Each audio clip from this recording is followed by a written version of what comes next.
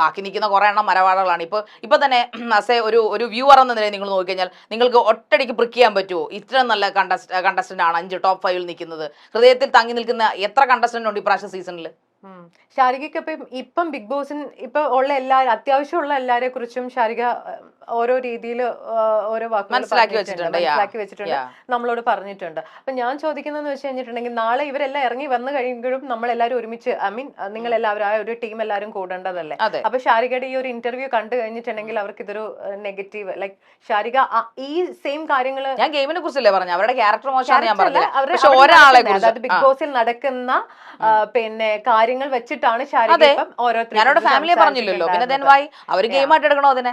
ഞാൻ ഗെയിമിനെയാണ് ഇവിടെ അനലൈസ് ചെയ്തത്. ഞാൻ ഒരിക്കലും സാധനമാണ് ബിഗ് ബോസിൽ ഷാരിക ഇതിനെ കുറിച്ച് ഇതുപോലെ ചർച്ച ചെയ്തിട്ടുണ്ട്. ഇതിനോട് സംസാരിക്കാനുള്ള സിറ്റുവേഷൻ വന്നിട്ടില്ല. ഞാൻ ആദിലായിട്ട് സംസാരിച്ചിട്ടുണ്ട്, ഷാനവാസുമായിട്ട് ഞാനുമായിട്ടൊന്നും ഒരിക്കലും ഒരു ഇടി വെക്കേണ്ട സിറ്റുവേഷൻ വന്നില്ല. ഞാനും അക്ബറുമായിട്ടുണ്ടായിരുന്നു, ഞാനും സരിക PG ആയിട്ടുണ്ടായിരുന്നു, ഞാനും ആദിലായിട്ട് ഞാൻ എപ്പോഴും അടിയുണ്ടായിരുന്നു. ഞാൻ നല്ല രസമായിരുന്നു. ഞാനുണ്ടായിരുന്ന ആ 21 days it's A beautiful memory of my.